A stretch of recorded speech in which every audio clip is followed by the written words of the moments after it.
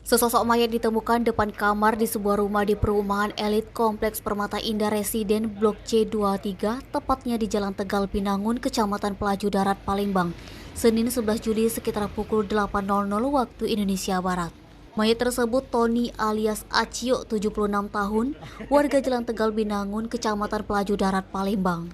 Saat itu Ketua RT di Kompleks Permata Indah Residen Palembang, Hendra, sedang berjalan di tempat kejadian perkara, mencium aroma tidak sedap dari rumah korban. Sebelum ditemukan meninggal, korban tinggal sendirian di rumah karena anak dan istrinya sedang berada di luar kota. Kapolsek Pelaju AKP Firmansyah melalui Kanit Reskrim Ibda Okta Kuncoro membenarkan adanya penemuan mayat di salah satu rumah di perumahan elit tersebut.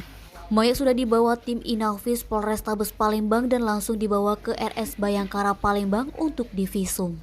Saat ditemukan, jasad korban sudah dalam kondisi rusak dan mengeluarkan aroma tidak sedap. Anak dan istri korban belum mengetahui kejadian ini lantaran sedang berada di luar kota Palembang. Denny, Sumeko TV melaporkan.